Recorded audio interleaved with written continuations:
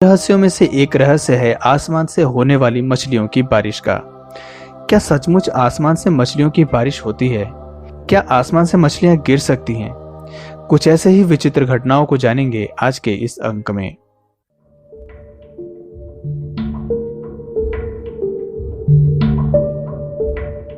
जी हाँ दोस्तों, यह बिल्कुल सच है कि आसमान से मछलियों की बारिश होती है।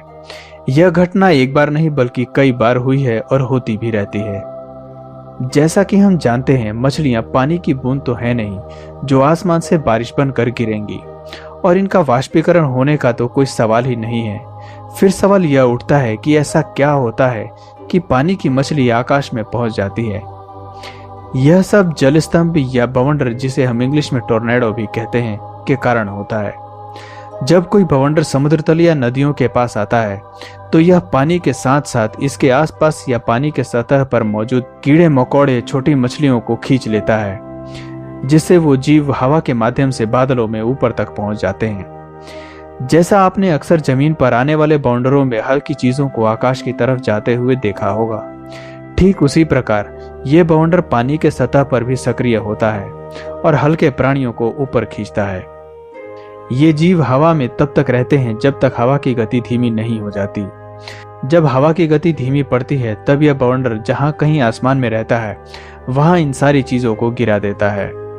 चूंकि बाउंडर के उठने और थमने में समय लगता है और इतने में कई किलोमीटर की दूरी भी तय कर चुका होता है, इसलिए यह स्पष्ट है कि बाउंडर जहां प्रारंभ करता है वहां मछलियों की बारिश होने की संभावना कम होती है।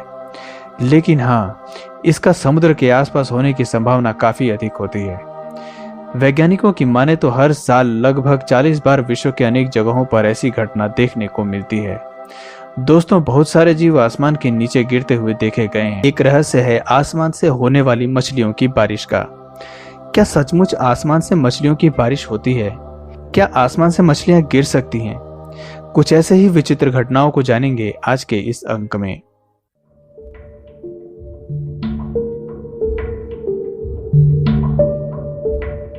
जी हाँ दोस्तों, यह बिल्कुल सच है कि आसमान से मछलियों की बारिश होती है।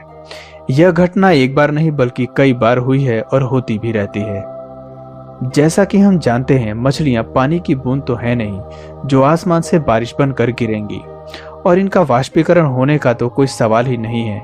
फिर सवाल यह उठता है कि ऐसा क्या होता है कि पानी की मछली आकाश में पहुंच जाती है।